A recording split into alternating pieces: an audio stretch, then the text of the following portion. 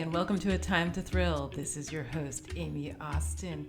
It is November, and this month I am delighted to welcome to the podcast USA Today and New York Times bestselling author Cora Seton. I met Cora, I think we talked about this in the podcast, maybe 5 or 6 years ago at a retreat that some authors I know put together.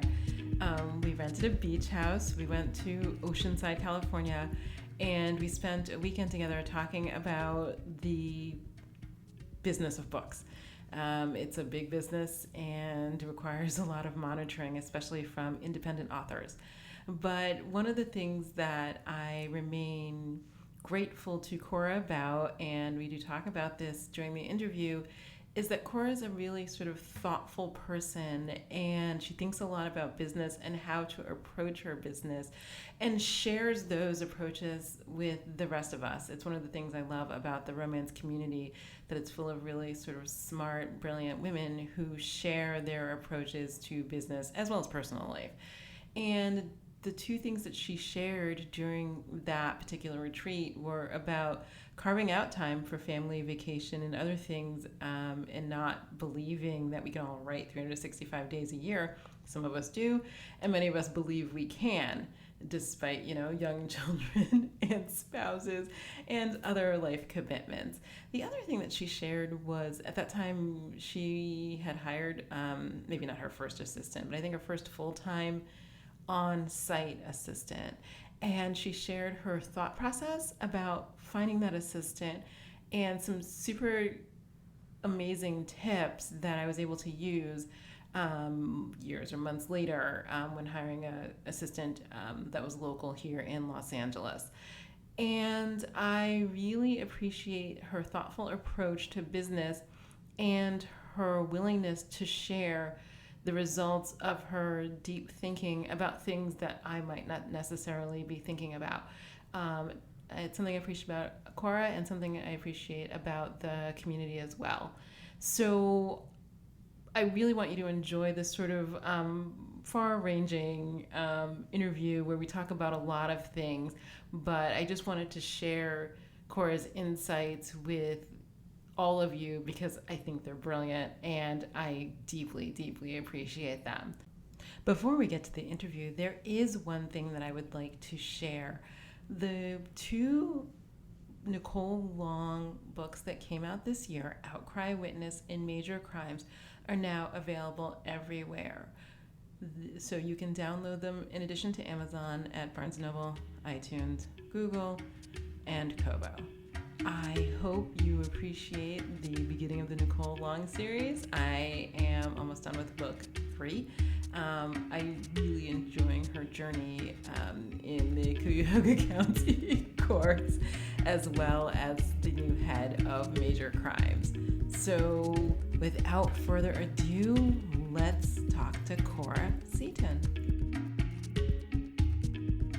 Hi, and welcome to A Time to Thrill. This is your host, Amy Austin. This month, I am delighted to have a great conversation with Cora Seton. Hi, Cora. Hi, Amy.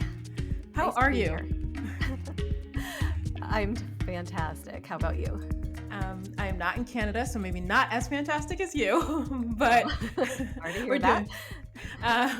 We do well. I'm doing well. I was just thinking, so I actually, this is so off topic, but I read it and I love advice blogs. Like I love them and I read them daily. But one of them is a work advice blog, and 95% of the questions from Americans are, I want a different job, but I can't get good enough insurance to change jobs.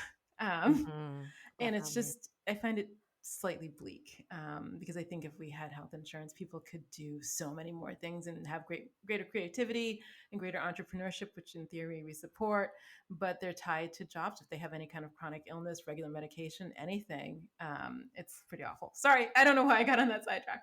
Well, no, it's okay, and it's so true because I'm not sure if you know this about me or not, but I grew up in the U.S. I didn't move to Canada until I was in my 30s. Oh, I didn't know that. Yes, and that includes a stint of time where I was a single mother Hmm. with very low income. So I am incredibly experienced with the U.S. healthcare system in all kinds of ways. And coming up to Canada, it was a huge shock in a good way, Hmm. just how incredibly different it was and what that opened up to us. So yeah, I totally understand. No, it does open up a lot. So I do have health insurance in Europe, and when I am there, I get the majority of my healthcare there, and it's very Wow. comforting to just go and not have to, like, when I went to take my son to the doctor, and then I had 10 calls that were more than an hour about health insurance because they couldn't get the number to work right or something, and I was Oh like, this is goodness. a lot of effort for like low effort for like just a physical, but I soldier on. So, so I have a lot of questions for you, but the first thing I actually want to ask you about. So let me say this, and I think I did tell you this. I promised myself I would tell people these things, and I swear to God, I told you this a couple of years ago. But you made a huge shift in my life, and actually, I think about you very often. Oh, Um, interesting. because I want to say it was 2017 when we were at that beach house in Mhm. Oceanside. I'm so bad with that Yes. kind of thing. And you did the presentation on time and time management. Mhm. And before that, I was resolved to write 365 days a year, a certain word count, come hell or high water. I mean, we could have an earthquake, the mudslide, it could be on fire. And I was like, well, I don't care, but I got to make my word count. And so after you did that presentation where you talked about the realistic number of days you could write versus the 365, it was the first time that I gave myself permission not to write on certain days. So up until then, so my son was born in 2010. So when we did that thing, he was 7 and he would Mhm. get sick. And I would sit there. He's like, let's watch movies. He's a little kid then. And I would sit there and be slightly, very, I'm not sure, resentful of the fact that I could not complete my word count because he needed water, he needed, fruit, he needed all these things. And after I left that, and I did the little sheet that you had put together, and it turned out that realistically I could write 250 days a year and not 365. It was so much pressure off. So even last week he was Oh, sick, good. and he was like, let's play Monopoly, which, it's like 9,000 hours. And I was like, so what we're going to do is we're going to play Monopoly, and I'm not going to think about the person I left in the page. And so it's been life changing to dial down the resentment I had over anybody's interruptions into my day.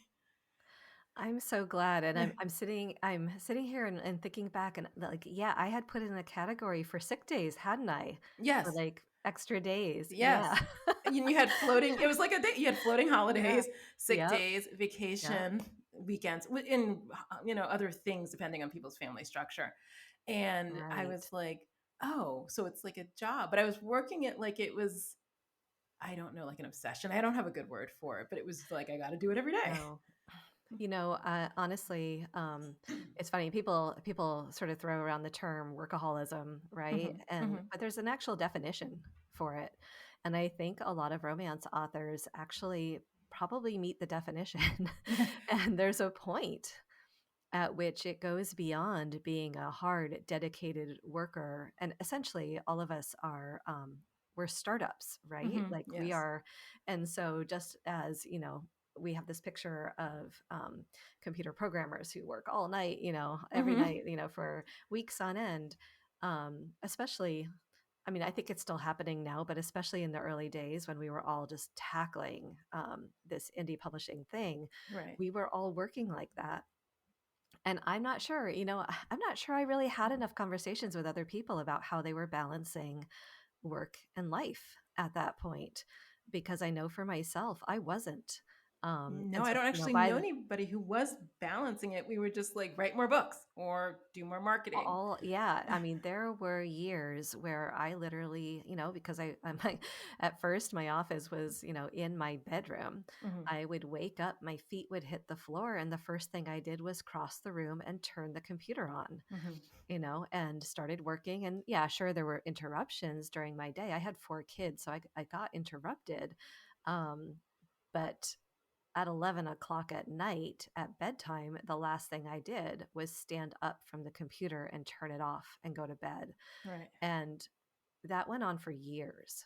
Mm-hmm. And I can remember this feeling sometimes that I had where I would, because I would, at the end of the day, I would kind of get into this tailspin of, a few more words and then checking my emails and then looking on Facebook to see what other authors were doing. And I would go around in circles for a while. Mm-hmm. And I would finally kind of put both hands on the desk and go, okay, I'm going to count down and then I'm going to stand up. And it sounds so ridiculous, but it was that hard to stop working. And it took me quite a long time to realize and then, kind of pass that realization on to other people. Um, that yeah, I was literally having a problem, right? Like I had gone beyond just being excited about my work, which is what, pulled me in the first place, Right. to getting addicted to working. But Um, what made you so you because okay, so when you came to us with that, you had a mhm. structure, you had worked out like I mean you had a worksheet. You're very good at worksheets. Yes. But you had you had put together a worksheet where you had clearly thought through it. Maybe it was 3 or 4 pages, I don't remember that part. Yeah. But you had Yep. clearly thought through the process of determining how much work was, I don't want to say acceptable, but how much work you were going to do. And so, Yeah, but I how think did you come to that? Because there's a space between realization and mhm. application, and you obviously made that leap. Yeah, so I'm sitting here and having to check the date. So by 2017, yeah, I had gotten through the real startup phase of my startup, writing career, and it was taking its toll. And so I actually my husband is a computer programmer, Oh and gosh. so he went through what we went through 20 years earlier. Right. I And remember that era. Yes. yeah, and it was very helpful to have had somebody I know go through this. So as he was watching me do all of it, he could see himself, right? Like Hmm. 20 years earlier, and he could look in and go, "Yeah, this is not heading in a good direction." And so he was, throughout that whole period, he was trying to tell me, "Look, this isn't sustainable. Hmm. You're going to have to figure out something." Sooner or later that doesn't look like this. And basically it became this crescendo. My family was letting me know in a big way. Um, they needed me around more, Hmm. right? And I needed to be around more. And I was, it was taking a toll on my health and everything like that. So I think before I went to that retreat, I don't know how long I'd been really thinking about it, but there was a point. um, I do kind of do that where when I'm really confronted with a problem, it might take me a while, but after a while, I will have this point where I sit down and I figure it out almost mathematically, no matter what the problem is. Okay. Um, and and that was one of those things. So I finally sat there. It took me a lot of time wrestling with that Hmm. paperwork myself before I came up with anything like a schedule that I could sort of kind of stick to. Hmm. And I think actually it was after I had done that with you guys and with other people and kept wrestling, with that myself because, I kept wrestling with those numbers and like I wanted to increase the number of books I was putting out because I don't know if you remember that period, but everybody was, right? It was Yes. like Yes. It was a revving race. Yes. up. Yeah. And I was feeling like I'd been running this race and all of a sudden these people came out of nowhere and like, whipped past me, Hmm. right? And I was, trying to pick up the speed, but I couldn't. And when I did that exercise, I think it kept coming down to like 3 books a year for me, Hmm. which I just I really struggled to wrap my head around. It wasn't enough. So I Right. had been writing 5 books a year, Wow. and Okay. 3 did not seem like it was good enough. But I Hmm. knew in my soul that I couldn't do 5 anymore. Um, and yeah, the truth was that's what I was writing. Like yeah, there was sort of a cause and effect going, on where um, I had to do a lot of grappling in my head about, yes, this is actually what's happening. This is actually what needs to happen. Mm-hmm. But there really, it took quite a while for me to be okay with that. So I don't know if you had any of that, but yeah, it Okay. was a struggle. So I'm gonna say, like, even yesterday. So I'm in the middle of a book. Well, whatever, doesn't matter. I have a point at every book where the road runs out. So at the beginning, everything's really exciting, and between 20 and 30,000 words, I run out of road, and then I think, ah, Right. damn, I got to finish this book, and I don't know what's gonna happen next, and then I futz around and knit and do other things. But um, but I had to go back. So I have a spreadsheet of all the books I've written and when they were released. And I looked and I thought, well, if you released two this year and you released two in 20, well, no, one in 2020, because that was, but two in 2019 and like three in 2018, like, why is that not enough? You know what I'm saying? Like, but I have to have that conversation with myself every day because it feels as if, and it's very hard to explain to people. It feels as if I don't do anything all day. And it's hard, but so Marina Maddox, and a Mm-hmm. couple months ago she was like, well, I think you should buy all your books, I mean, get the paper copies and put them on the shelf so that you have a sense of what has been accomplished. Yes. And that helps. So they're on the living room mantle, so I have to see them regularly when I walk through above the fireplace. But it's if you ask me, people ask me, like, what do you do every day? And I'm like, well, I don't know. I cooked, I knit, I fed the kid, I went to the gym. But the writing feels a little ephemeral. So I'm trying very hard to grasp onto the fact that books actually have been created and Yeah. audiobooks have been created. And I get emails daily from readers. So it's not as if they're not in the world, Yes. but there's a disconnect, and so I'm working on that. And so even right now I've had to slow down on the book I'm writing now because my son started middle school, just stuff is going on, Mm-hmm. and wrestling with that guilt. Last night I was like, well, maybe the book won't be done until the end of December, and I thought, is that okay? And then of course a reader's like, when is it coming? You get that next Yes. email, Oh my and gosh. Yeah. she's like, so is that it for 2022? And Oh I'm like, no. I, Yeah. I was Yep. like, yes, I said, so I'm thinking it'll come out in, 2023, maybe January, but don't say anything to other readers because I don't know. And there's no pre-order up or anything. Mm-hmm. But then I went back and I was like, but the book is not done. I mean, it's, it's not done. What'll Right. happen? So the answer is no. I'm still grappling with it, but I try to have the conversation with myself that in the last 10 years or so, because I started publishing in 2012, I've Okay. written 26 books. So it's not nothing. And it's not No. the people who've written 100. I'm, whatever. We're not going to discuss Yeah. that. Mm-hmm. But it's fine. It is fine. It is fine. It is a fine accomplishment. Absolutely. Mm-hmm. But it's a wrestling match. And so, look, to your credit, I have gotten rid of the guilt. So I don't have the guilt Good. around the daily. If I don't write today, then I don't know. My life has lost meaning. I don't have a good word for it, a way to explain it.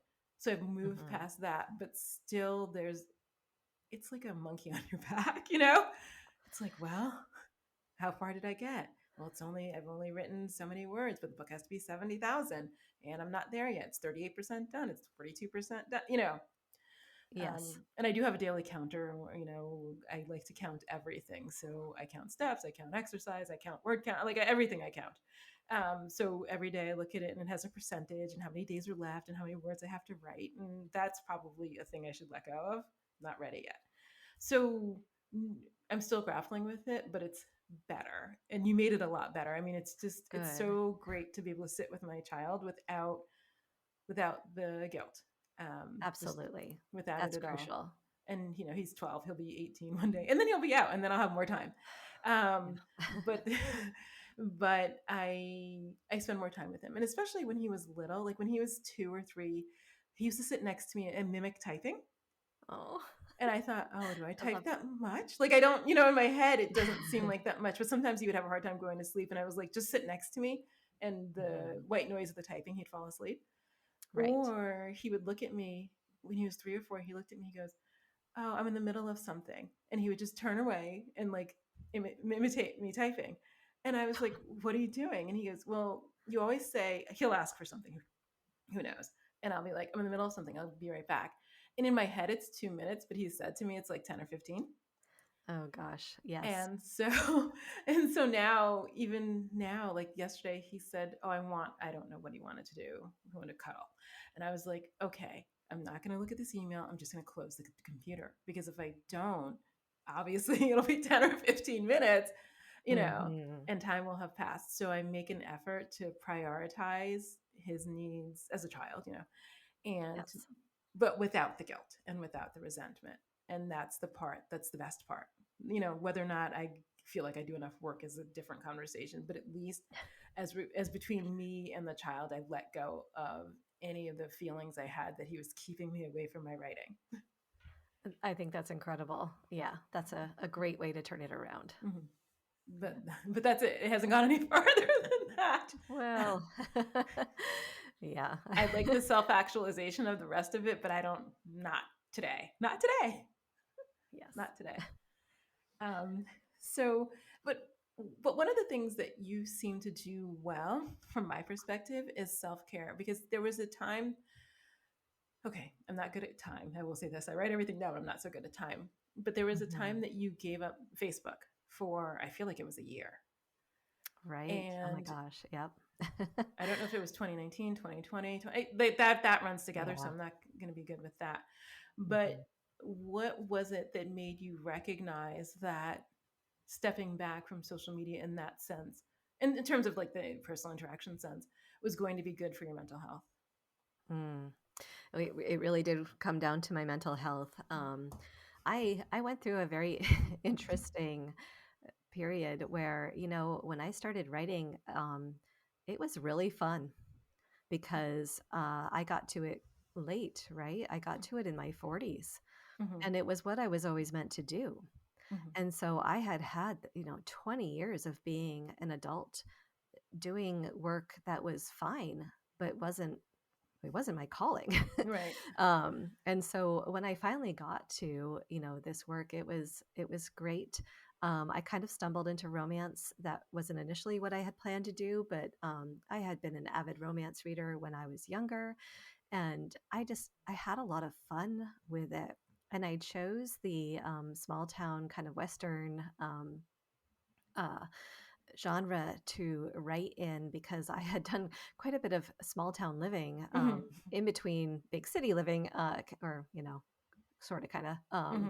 in my adult life, and it felt comfortable. It felt like what I could write, and I felt really comfortable doing it. Was having a great time, and then politics Oh. came into play. Mm-hmm. And I realized that there was quite a large disconnect between me and a lot of people in my audience.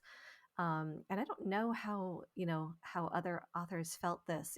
I'm sure there were sort of some genres that, maybe lent itself to that more than others, but Mm-hmm. it got really, really difficult. Mm-hmm. And my feed was full of stuff that was frankly horrific to me. Oh. Okay. And it was incredibly painful because some of the people who were passing on stuff were readers I recognized, right? I Mm-hmm. mean, I don't recognize everybody in my feed because Right. there's so many people.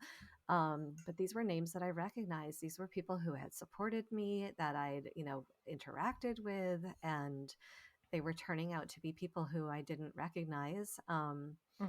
And were, and in a lot of cases, it was, I don't think people always realize, right?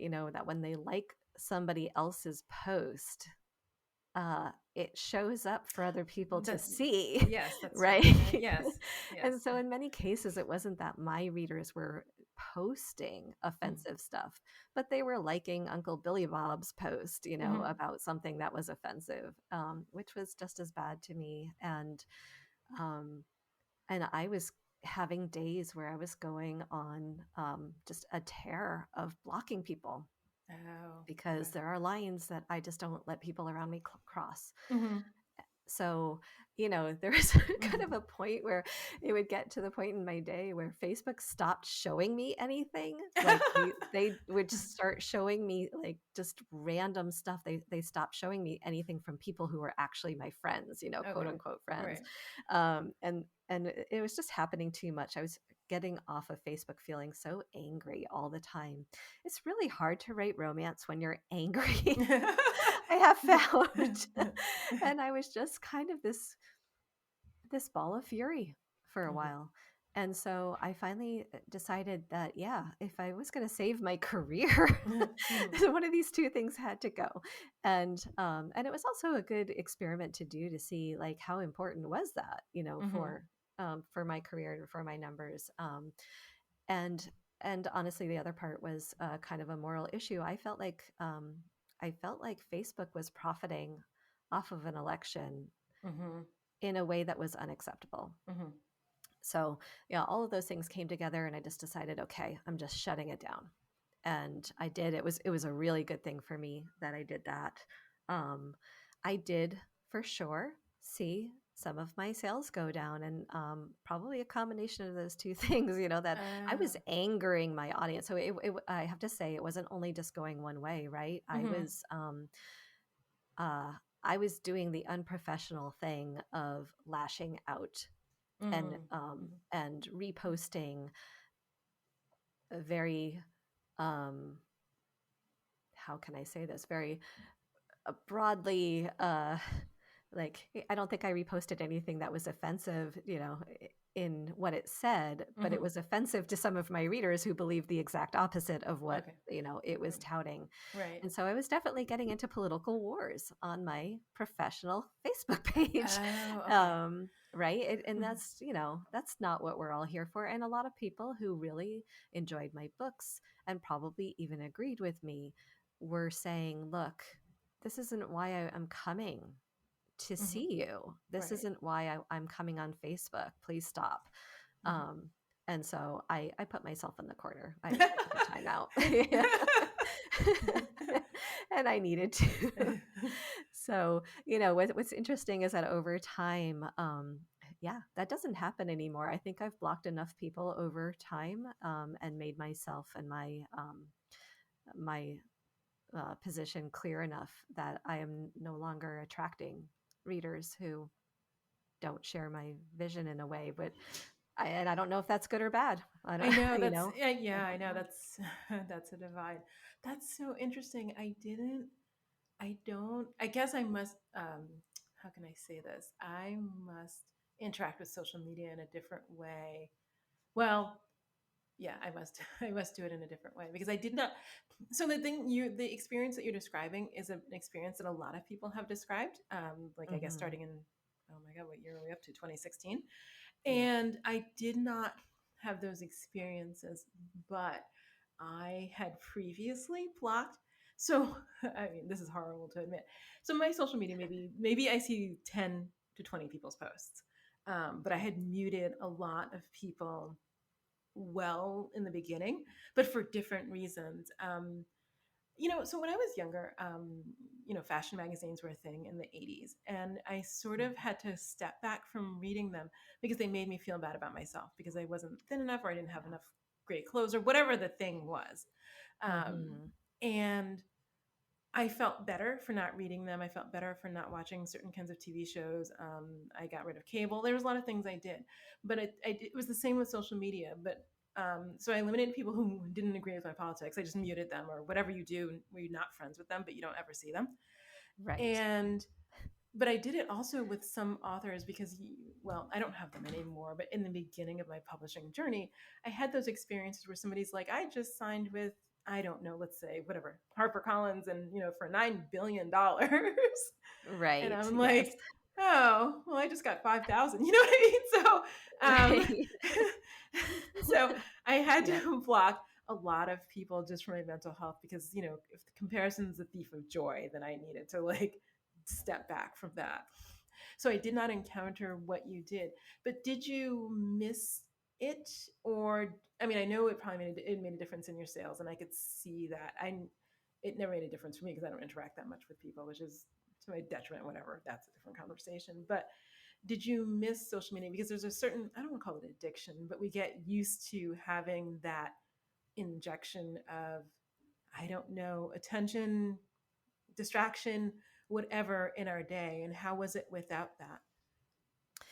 Yeah, that's an interesting question because so yeah, I think the big difference that got made with my sales was actually turning off the Facebook ads.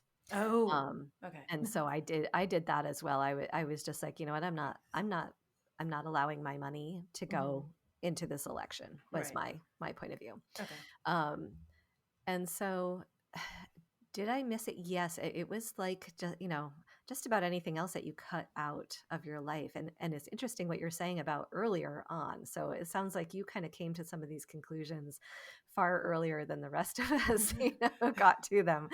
Well, I just But don't it's like to been, feel bad. And then you're like, why do I well, feel bad? yeah. And then you go, okay, well, let me get rid of that thing. I think part of this discovery in this whole process uh, was realizing maybe how much I had gotten addicted to feeling bad, right? Like there's Oh, a okay. hit that you get on that too, because I wasn't only on Facebook, right? I was Mhm. on Twitter. I was watching the news every day, you know, several times a day, and you know, a news station that was really hyping all of this stuff up. Right. Okay. Um, and so this was one step in a whole bunch of steps that I took to kind of de-drama my life, Hmm. and to get all of this noise out of it. So there, yes, I definitely was afraid of, you know, FOMO, right? I was afraid of Right. missing out on stuff. Right. And I was afraid that nobody would be there when I came back. Hmm. Um, and that did not turn out to be true, actually. The minute I Hmm. turned it back on, everybody came back. Right. Um, That's that was really interesting. And they were happy to see me, and it was all fun and new again for a while. right. Um, but yeah, I had not realized how often I felt bad when on different kinds of social media, until I had that experience. And it's something that I flickered in and out of. It took me until I think this year I finally got really drastic about it and turned off. Oh, I don't know. Maybe it was earlier. At some point, I turned off Twitter, and that was actually the hardest one for me because I love to, like, sort of, I call it hoover up information, Hmm. and there's a Right. lot of information on Twitter, and you know, I loved like following lawyers to find out what was happening inside the courtroom, and you know, all of that kind of thing, Oh, getting the wow. information from the source. I followed Okay. doctors, you know, during the Hmm. pandemic who were Right. working on the, you know, the vaccines and stuff like that. It was all great, um, but it was too much, and I couldn't. I found it difficult to step away from, so I finally shut it off. Same thing with TikTok. Oh my gosh, TikTok was so much fun for a while, and then I just had to shut it off. So yeah, I am more and more having this kind of pure lifestyle, I guess, where it's I am trying to make my life happen actually where I'm living, Hmm. um, and that's harder than it looks, I think, these days, because so much of our lives are Or online. online. So can I ask you this? Because I found Yeah. what I have found is that I do get peer pressure from people about not being active on Facebook. I was never active on Twitter, and when we had the last Mhm. president in the U.S., I decided he could have Twitter. Yeah. And I was Mhm. like, "Ooh, you can have it," and I'm out. And also, I can never keep up. It would move too fast for me. But what Right. did you do? You not so this happens to me actually all the time. People will say to me, so this summer I generally try to be very good about posting Instagram, and I do have friends because I travel a lot who are like, oh, what, I know where you are when you post pictures, and it's great to keep up with you that way. But over the summer I Mhm. had something not great happen, and I was like, you know what, I'm done. Like, people don't need this like daily interaction in my life. But I did get a lot of, I don't know, DMs, I don't know, something, messages, texts from people who are like, well, what are you doing? You're not posting. Are you okay? And I'm like, well, A, I'm not really that okay right now. But Oh. B, I don't, it's not that interesting to me. I don't want to do it. And also, I've had friends who've said to me, okay, did you see my post on Facebook? And I think, God, no, I haven't been on there in 2 weeks, but whatever.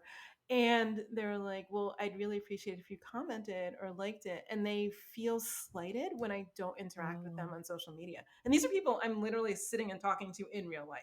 which I have a Wow. lot of thoughts about. I'm like, we're here having lunch, dinner, breakfast, or we're texting, or I'm talking to you regularly, and I don't understand why the social media part is important. I'm still trying to figure that out, to be frank.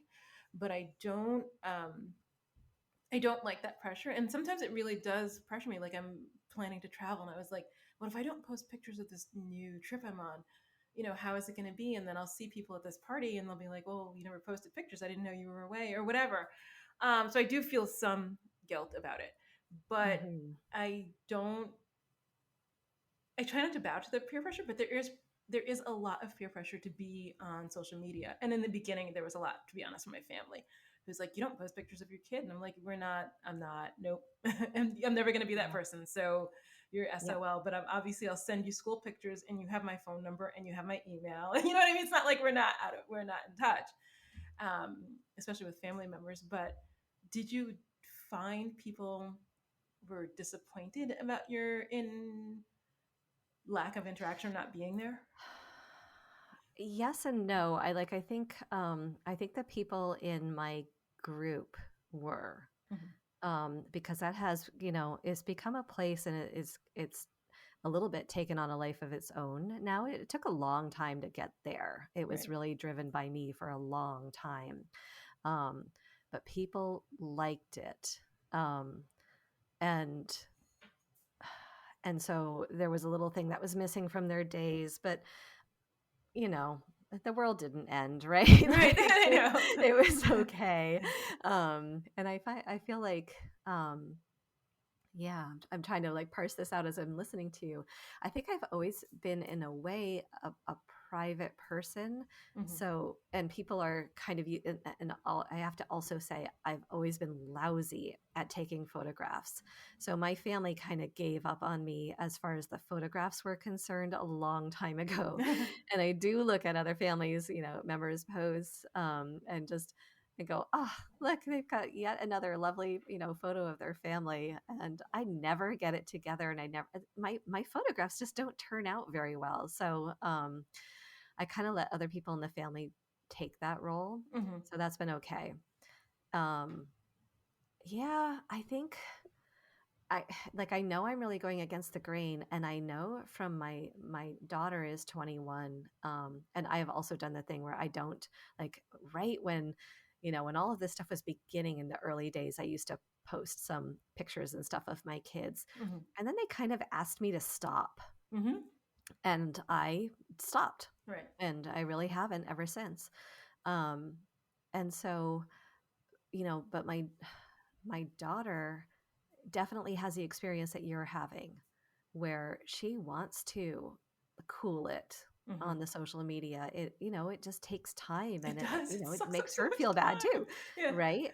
But if she doesn't post, if she doesn't like a friend's post quickly Mhm. or whatever, it's a thing. And so I think this is something that, definitely as a society, we're going to be working out, on and on. Right. But for me, I don't know. I am determined, I think is the correct word, to create this life that is actually happening in the place where I live. And so one of the things that's been going on for me is I keep moving. Mhm. So I just know. when I get right, just when I get settled into a place, just when I finally develop a community, we pick up and we move, and not just little moves. We go like 1,000 miles away. Mhm. So I moved to the place where I'm at about 6.5 years ago. It takes me a long time to set my roots down in a new place. Mhm. And the rise of social media has just made it worse for me. Everything takes longer. Um, Oh, right. Yes. because so much is happening online, Mhm. and this is the thing too, this is the really tricky part, right, is because of being an author, because of all of these connections I've met all of these amazing women, Mhm. who share my interests, who share my drive, who share my business acumen, and all of those kind of things. And they're fantastic. And they, are spread around the world. Right. So I have these great conversations online or on the phone. And then I put the phone down, and there isn't anybody, like that where I'm at, Right. Mhm. or, and then after a while I find one or two. Mhm. Um, but it's it's hard for real life to even compete with what's online. Oh, Um, that's so interesting. if that Okay. makes sense. Yeah. So there's just this part of me that's like, okay, just the sedentariness of this job, Hmm. like prior to starting working on this, I was an incredibly active person, and I was strong and fit, and I could, climb mountains and stuff like that. Right. Um, my health isn't like that anymore.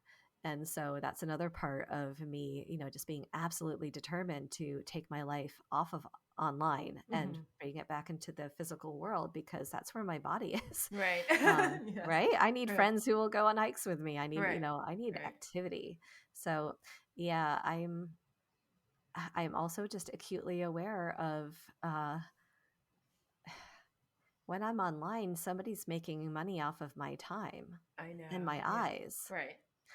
and those are really valuable commodities. So I just want to put more thought into how I spend it. But yeah, it is hard. It is hard when I know that there are other people who are online and chatting with each other all of the time. I miss those early days, when it was Hmm. this constant sort of stream of chatter with other authors, all of us striving Yes. together. That Yeah. was really fun.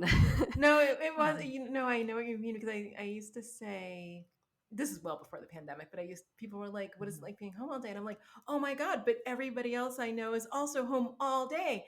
And so we're Yeah. procrastinating together. So there's a lot of chatter, like, especially in the early publishing days. I'd get up in the morning, and the first thing we would do is all of us, many different places far flung, talk about well, whatever, our editor, this publisher, whatever the thing is. And that was incredibly fun. It felt incredibly close to be on this starting, at least in my case, starting this journey with all of these people together. And we Hmm. were incredibly enthusiastic about it. Yes. Yes. Totally. Yeah, that was my experience too, slightly different, but Hmm. yeah, there was a group of us. We were all going for it. We were chatting daily. Yeah, that was fun. So I will ask you this, because actually I don't know this about you. I guess I've never asked you. So what is your publishing journey? When I met you, you had become incredibly successful, and so I met you at that point, and Hmm. and I don't know about the beginning. Yeah, it was, it's one of those things where you go, well, where do you start? So there was definitely this pre part of the journey where I was trying to be a young adult author. Hmm. I had just been spent years reading young adult novels out loud to various children and Right. loved them, and was really immersed. So I wrote a few of those first, and I tried the traditional published route and wasn't getting anywhere. And then, meanwhile, during that period, the internet was becoming more and more of a thing, Hmm. right? Everybody was getting more social. And I started joining some forums for authors, had varying experiences on those.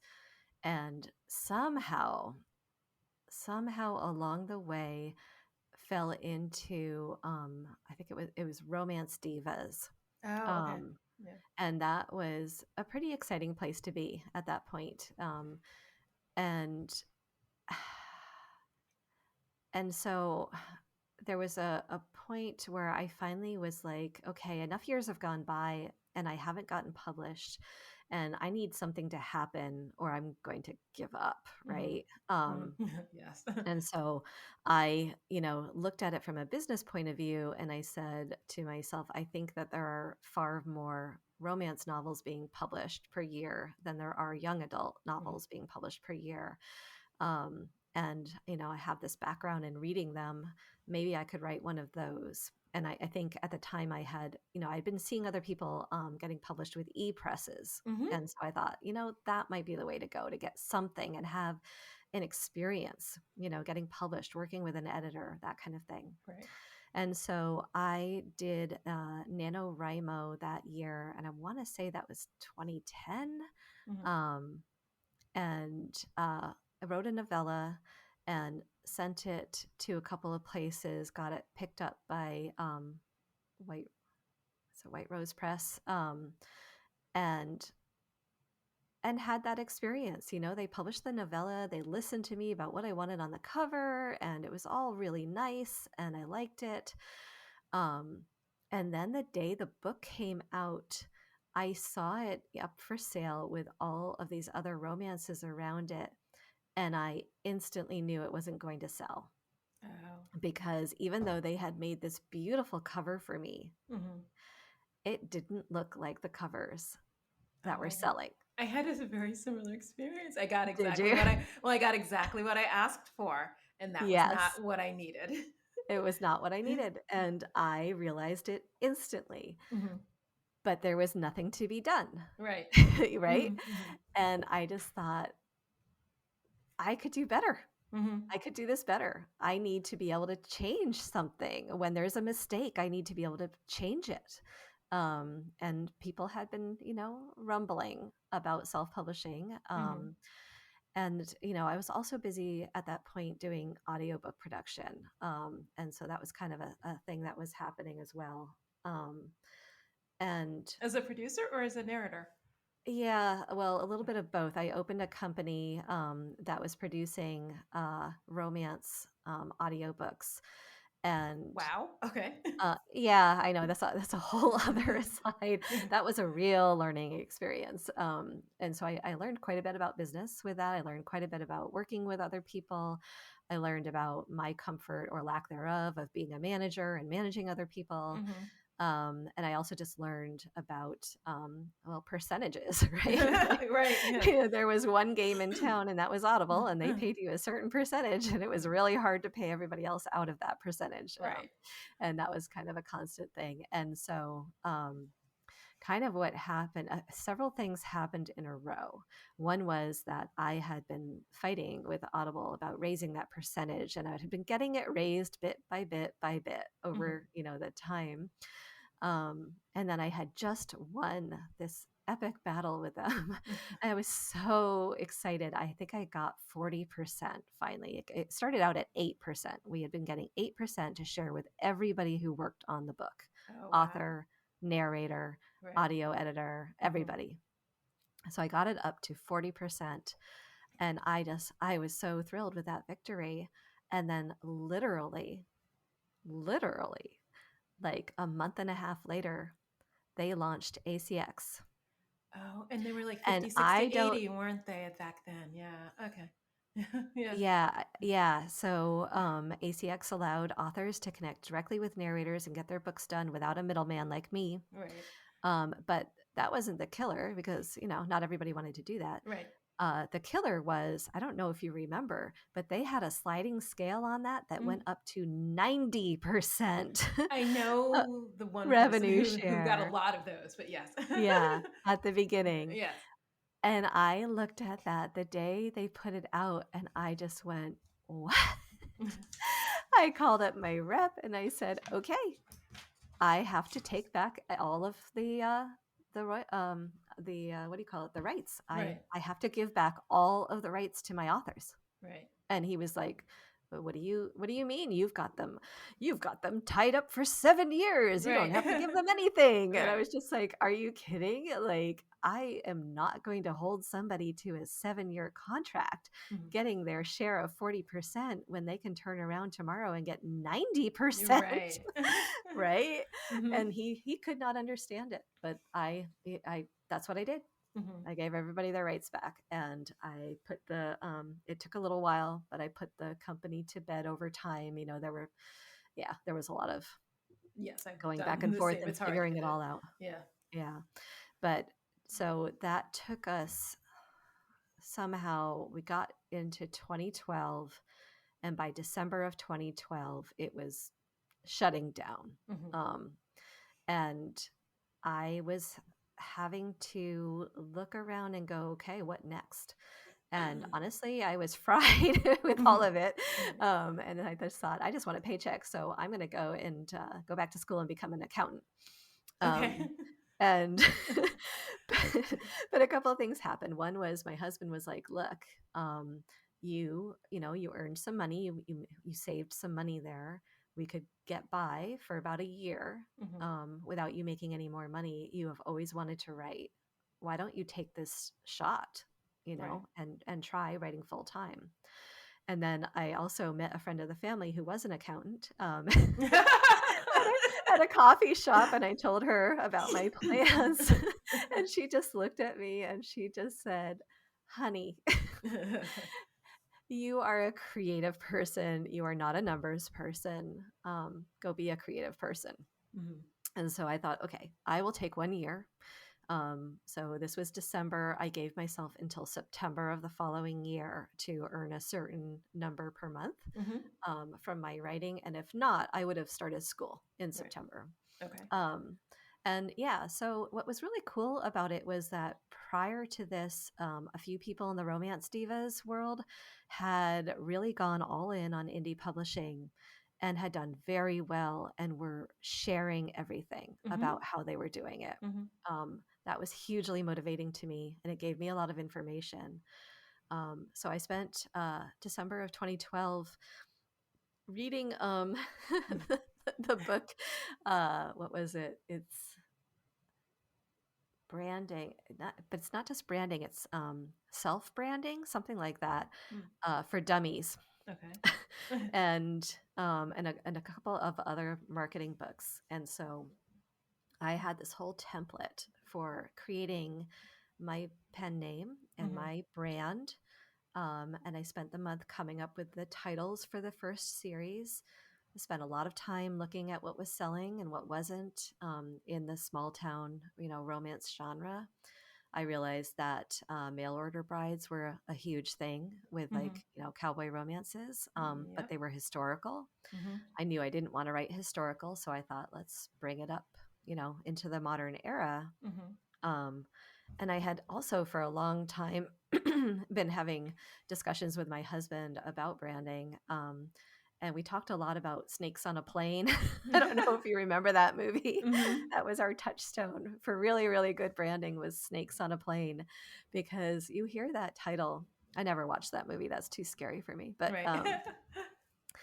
you you know exactly what the movie is, right? Right. Like, you can picture the whole thing. You're sitting there telling yourself an entire story about what that movie has to be about. Mhm. You can think about, whatever. And so you're half sold on the story, like you're half in the story before you even watch the movie. Um, there's going to be somebody getting on a plane, that Right. there's going to be snakes, there's going to be screaming, And they they're can't going get to have off. to land the plane. Right.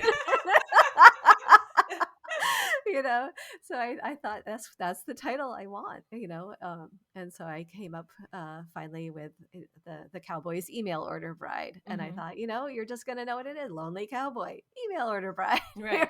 like this woman's gonna show up, she's not gonna fit in. It just, the book almost wrote itself. And once I had that going, I felt like it let people know there was going to be some humor, right? Mhm. I was not taking myself too seriously. It was going to be fun. And I felt like I really went into that first book just really knowing, what I wanted. And I was writing a book for me, essentially, Mhm.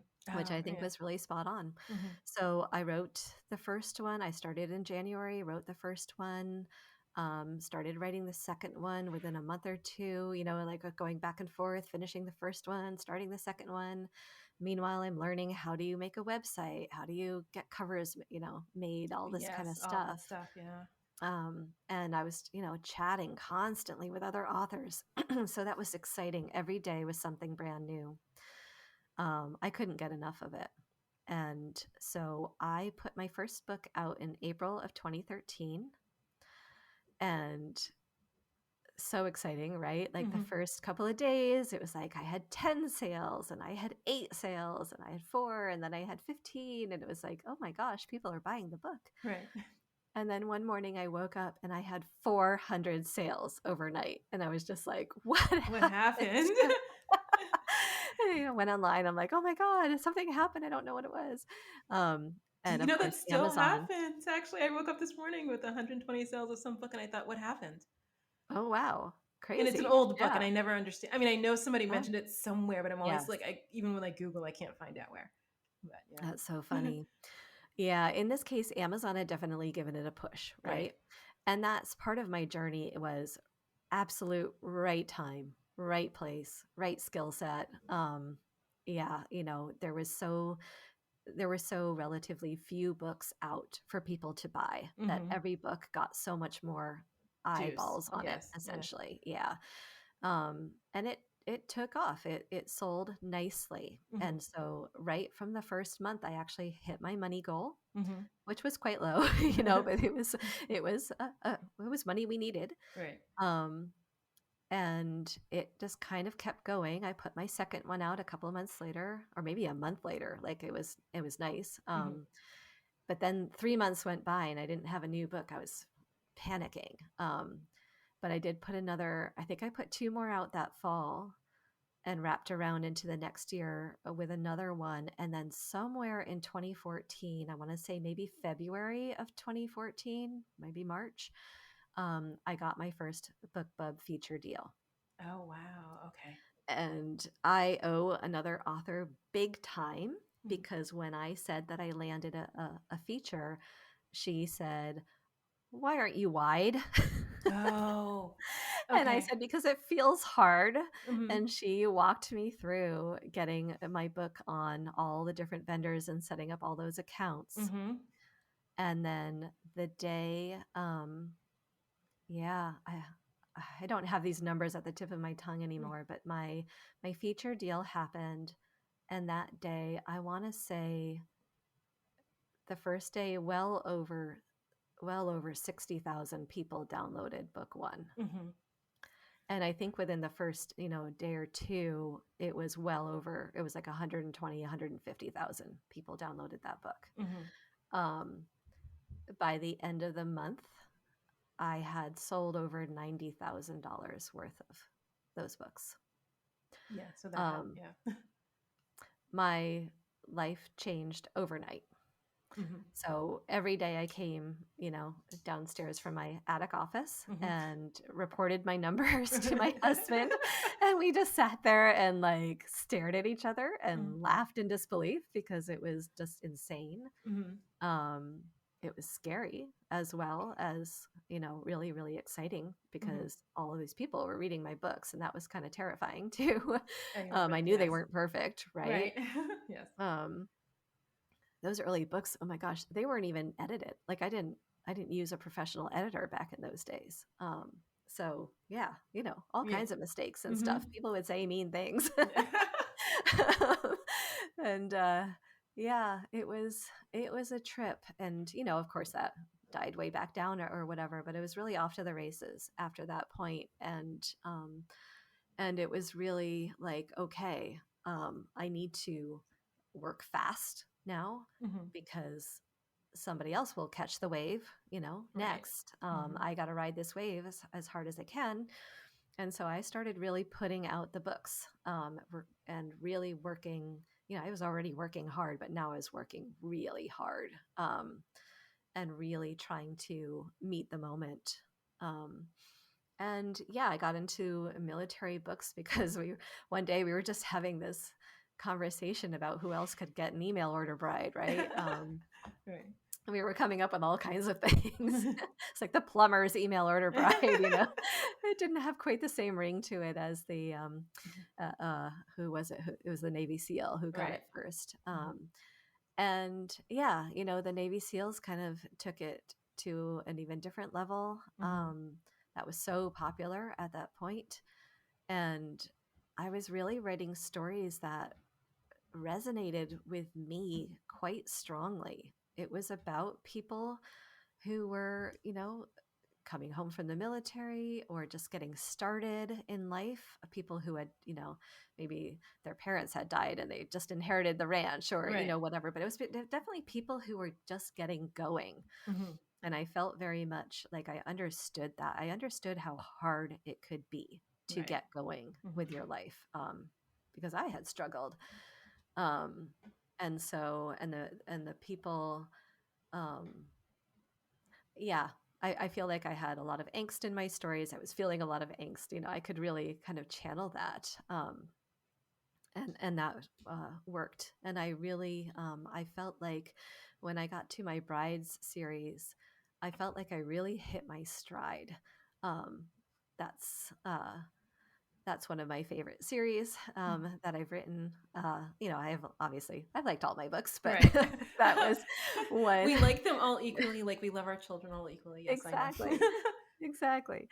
Um, yeah, but that there was something about that story, and you had actually got me thinking about that the other day. I was thinking about that series and realizing that that was a story about a family that had been really kind of blasted apart Hmm. by loss and grief.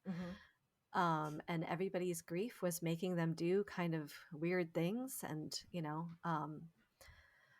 things that weren't helping them. They were all making different choices, whether it was to isolate or to go out with the wrong guy Right. or, whatever. And, uh, and the whole shtick of the story is that these five young women have become very like separated from and disillusioned from their father after the death of their mother. Hmm. And so he's this general, and he's this kind of shadowy figure off in the distance. He never comes home, but he keeps trying to rule the roost, but he never comes home. And so they feel like he's abdicated from a position where he gets to be responsible because he's not being responsible. And he of course is missing his daughters. He loves them, loved his wife so much that he just can't go back and see the place where she was. Hmm. um, and so he starts sending home husbands. And the idea is that he's sending home these military men, and he wants them to get the lay of the land, right? He's kind of like sending them into enemy territory to recapture it by Hmm. recapturing his daughters.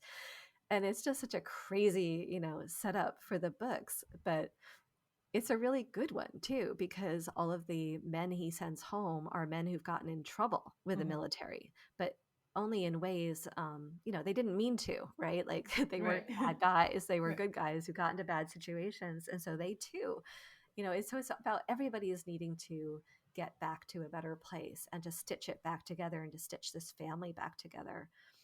And it's also a series that's very concerned with like the landscape itself. The ranch itself is as much a living character as anything else. Hmm. And that was important to me to write because that's how I live. My landscape is really, really important to me, but I keep getting uprooted Hmm. from it. Um, and so I could channel some of that angst. I hadn't lost a mom, and I hadn't had a Right. a dad who whatever, but I could really channel the angst of being disconnected from your own like property, if that makes sense, from your own like Surroundings. Yeah. your surroundings and the like the land beneath your feet, so to speak, Hmm. and needing to knit yourself back into that as well. Um, yeah.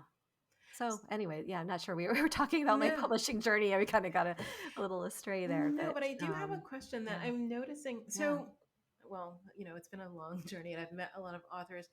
But what you said about the branding and all of that is similar to a few other authors I know who started with the idea of marketing and branding, and then the story came next. I'm not saying secondary, I don't know how to explain it, but Mm-hmm. Yeah. you thought about how, the how of selling or the how of marketing simultaneous with the writing. And I Right. think that's profoundly interesting to me. The other people I know who've done it were in marketing before. So they left, I mean, some of these people, but they left Mm-hmm. marketing at XYZ Fortune 500 before coming to romance. And so they had that background but what made you think about them Mm-hmm. simultaneously? Because when I was, well, no, I was published. I think I didn't, my first self-published book may have been 2014. I have to think about that. Um, Okay. and I was thinking more about the writing and getting a better cover, not going to lie, Right. than the marketing. That was sort of secondary. And maybe because I left it to publishers before. Not well, not with a good result, but they were not simultaneously. For me, the marketing came later, after 2015, 2016, when putting out a book did not automatically sell it. I was like, oh my god, now what? Right. Yeah. Well, I think it was because of the way I got into romance because like I said, so that my dream writing career Hmm. had been young adult, kind of like the ones that are set in the world, but there is like a little extra stuff going on. Hmm.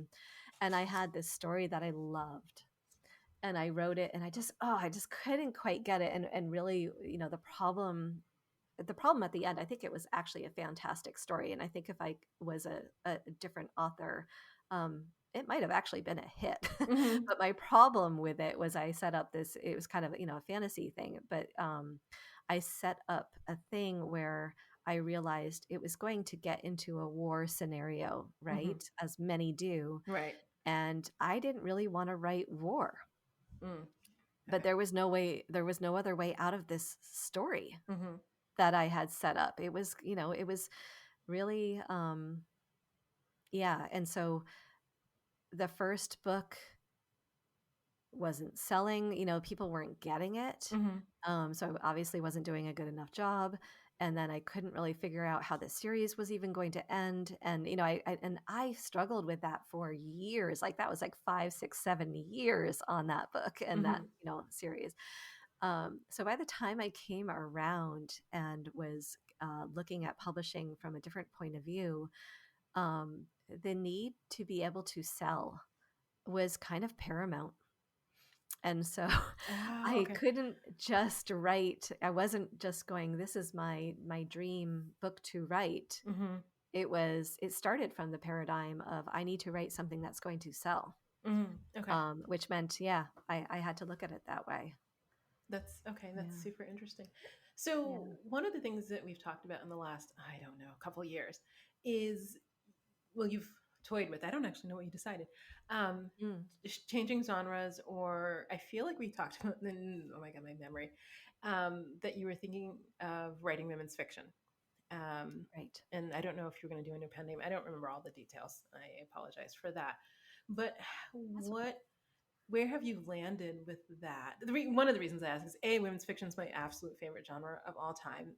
Books I've written that were women's fiction, one sold incredibly well, the rest not so much. Um, Mm, and it's, Maggie Martin actually and I talk about this because it's the one area of indie that is, I don't want to say it's underdeveloped, but women's fiction right. has a certain way it sells, and indie has not yet lent itself to that. The time may come. We talk about it all the time. Whether that time will come is a different conversation. But what it was it or about women's fiction that you were thinking about, and what did you ultimately decide? Yeah. So this has been an interesting ongoing thing because I think,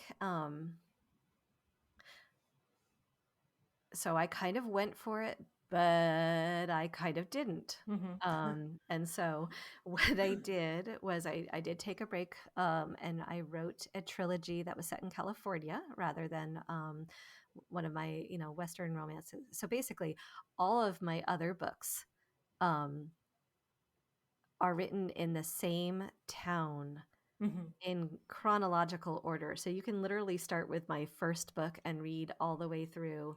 They aren't all super connected. Like the series definitely features, very different people. Right. There's a little bit of crossover here and there, but it's all the same places. It's all the same town. It's a very uh you can slide into any of them and they're just gonna, fit you like an old glove, right? Right. Yeah. Because you know what you're getting there. Right.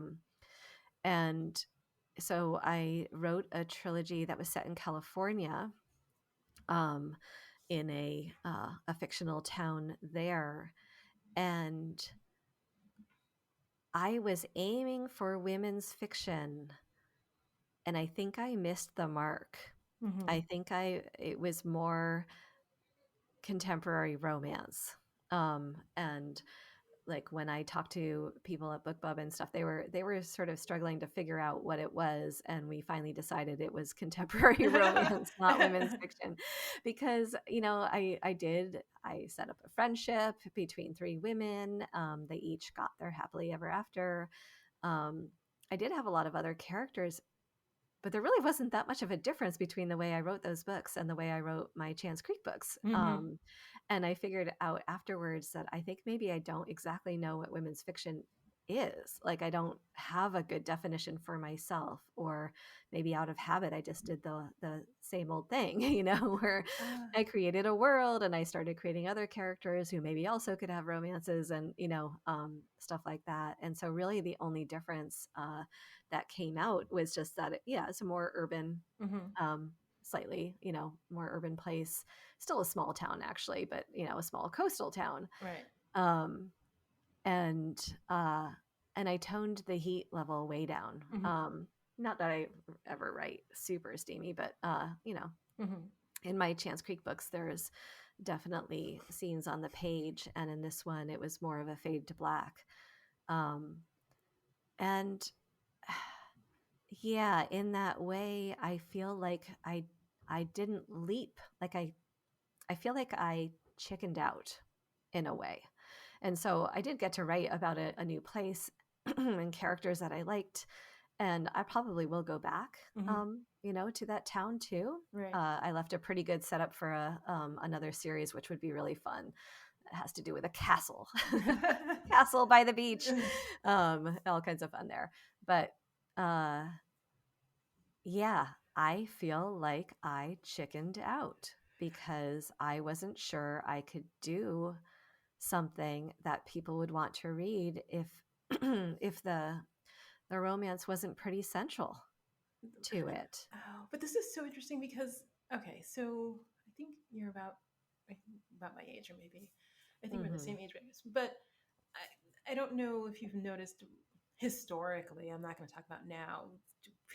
Women fiction authors came from two different sort of, like, let's call them feeders.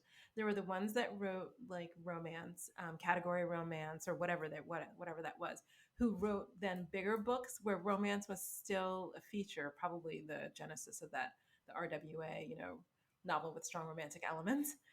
So Okay. romance was a feature, but then they also had friends or some Yeah. other problem they needed to surmount.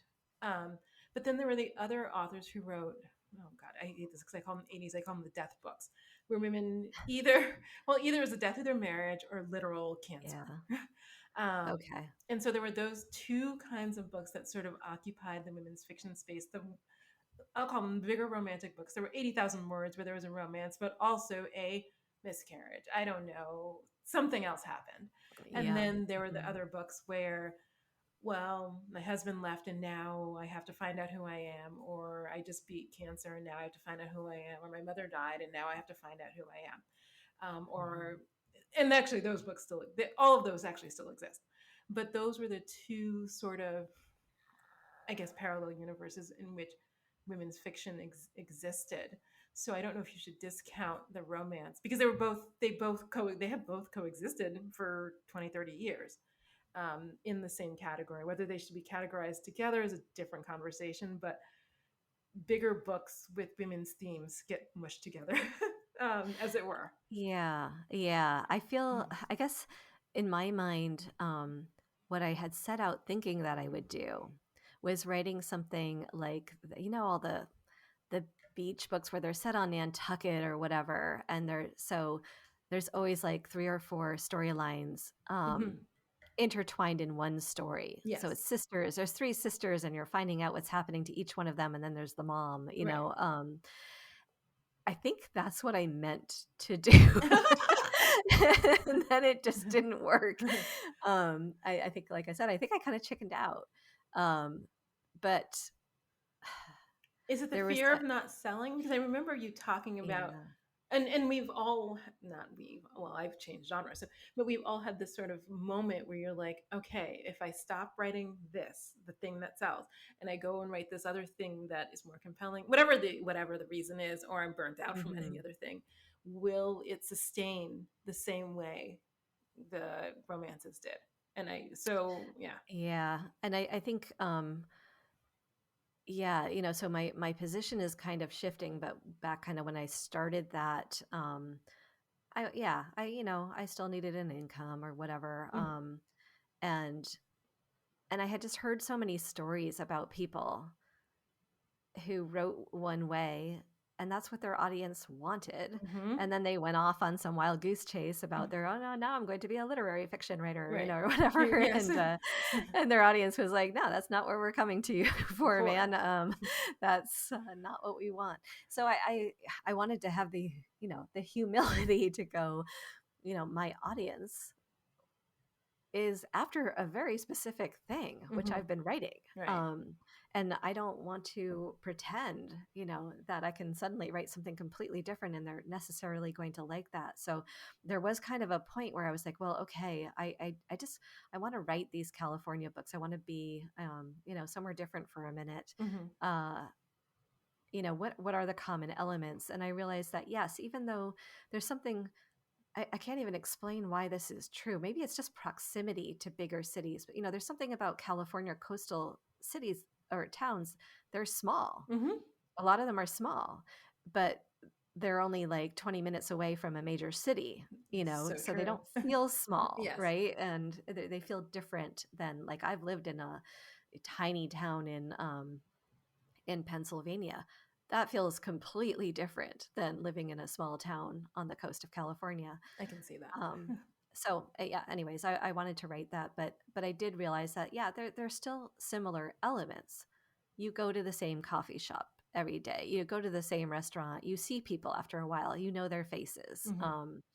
So those kinds of things I could have in both places and make it so that people who had come for these Montana stories might actually enjoy these California stories as well. Mhm. They're different, but they're similar.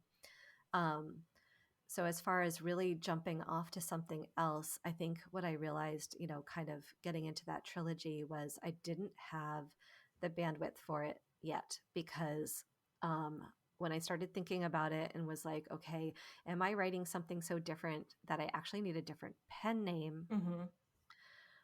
The idea of building another website Yeah, and yeah. doing another social media, it was a non-starter. I Mhm. did not have the wherewithal to do that, and I think that's why I kind of toned it down.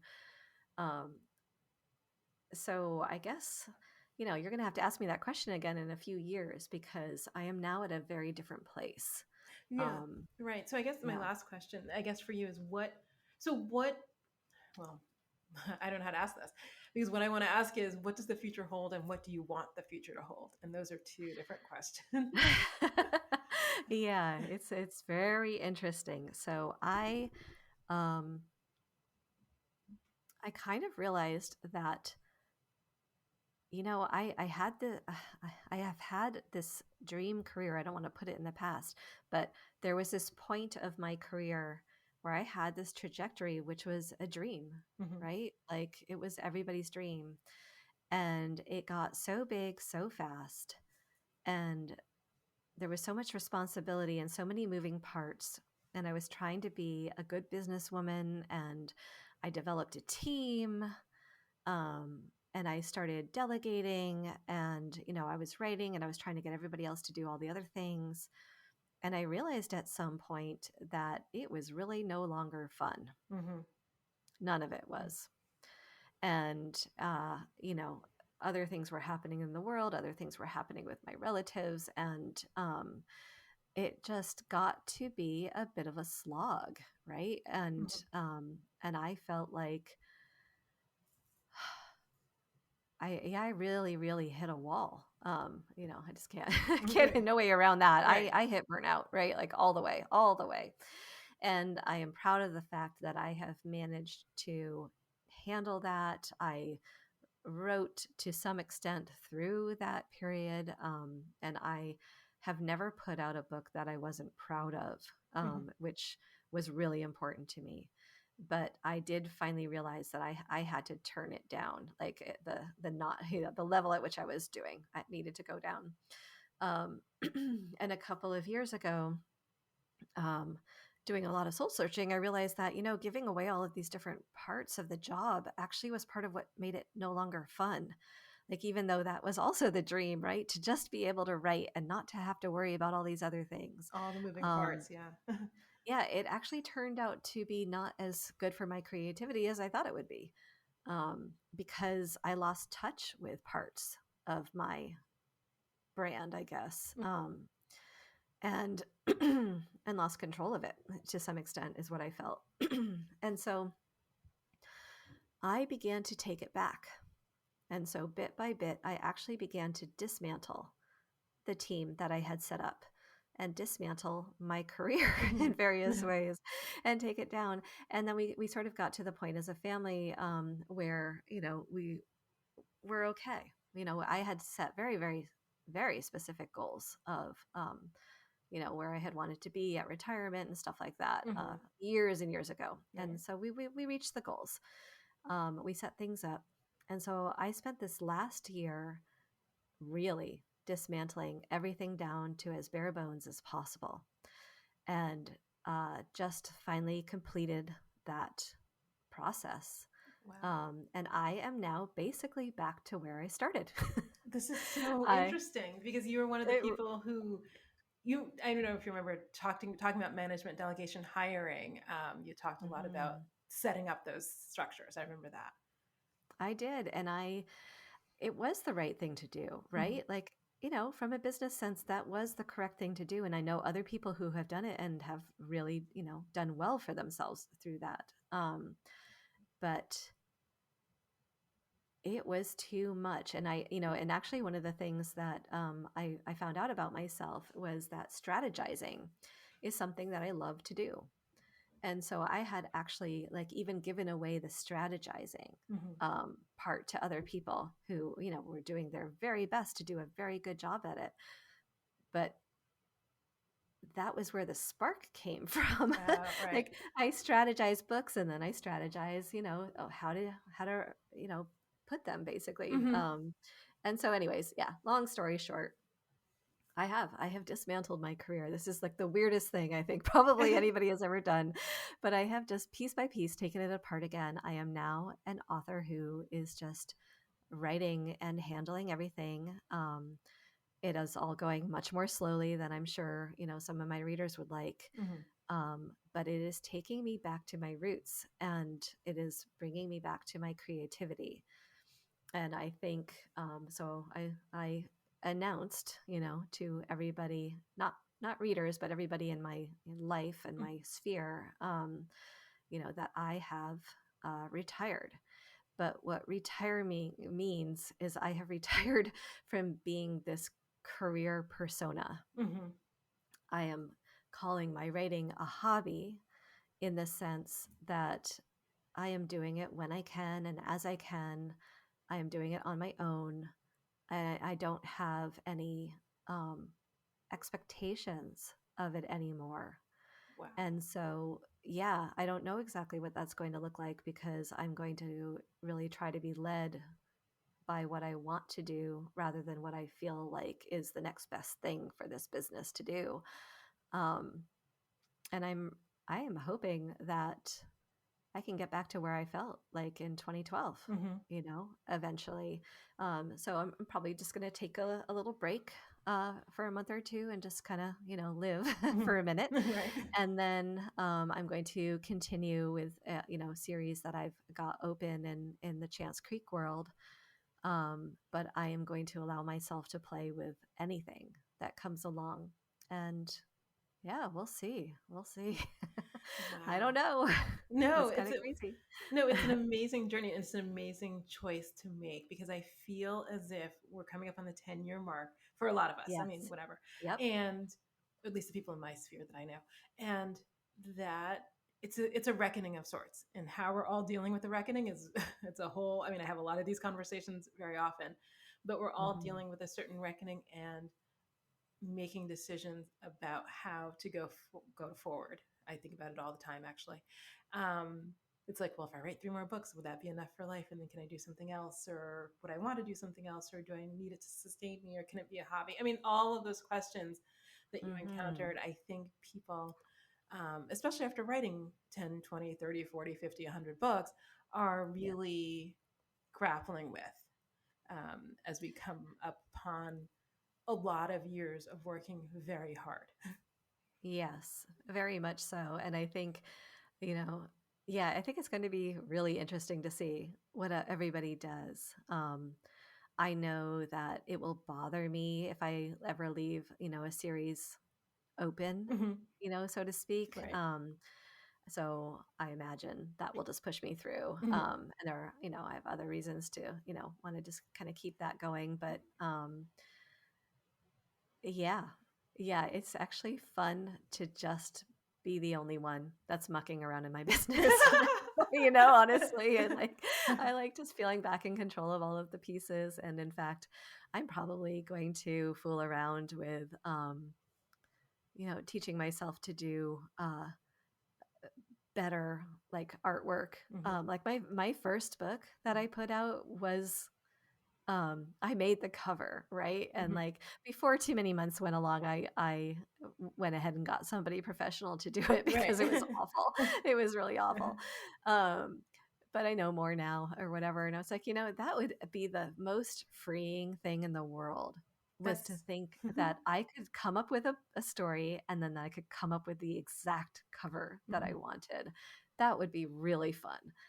So we'll see, because I'm also pretty particular. So if I can't produce something that looks pretty decent, I won't put it out. But yeah, No, that's yeah. so interesting. I will admit that I did three covers recently because I sat down and I looked at like how long it was going to take the cover designer and how whatever she needed and the cost. And I think I Hmm. texted Marina and I was like, I think I'm going to save myself a few $1,000s this morning. And Yeah, exactly. and I did them. I'm not saying they're perfect, and I'm certainly not going to link them here because it's a different pen name. But Okay. they've sold surprisingly well with the new covers, and I Yeah, was like, oh, okay. And they're not great. Like the pink was a I'm mistake, sure but they're terrific. Yeah. I'm like, oh, okay. And it is something I agree with you. It's something I want to learn. I just haven't gotten to it because design seems hard to me. But Yeah, the elements of I'm design. not.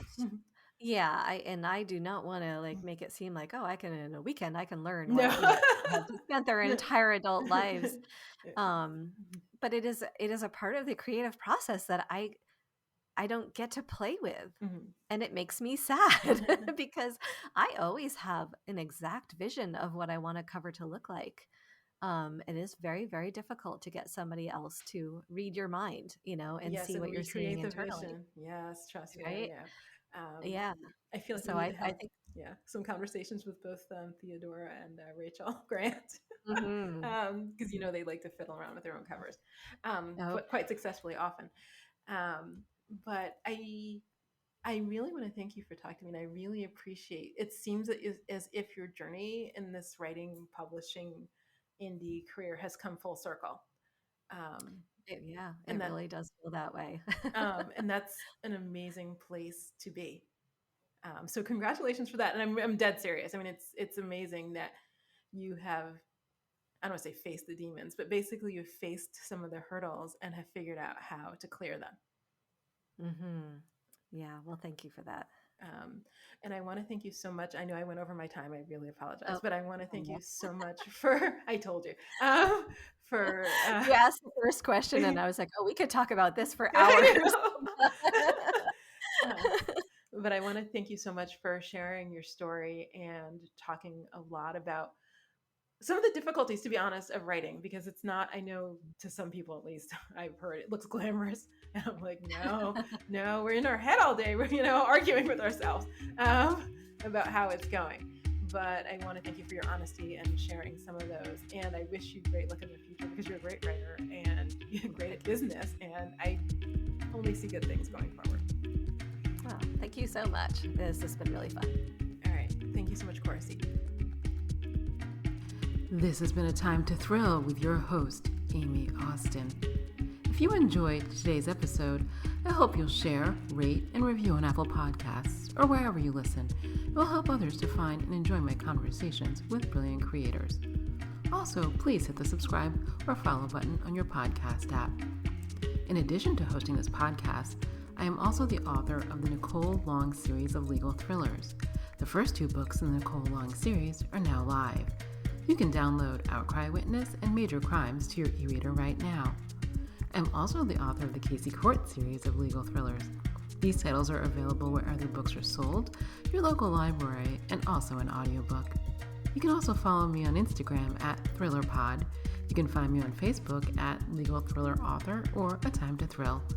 Thanks for listening, and I'll be back soon with more great conversations.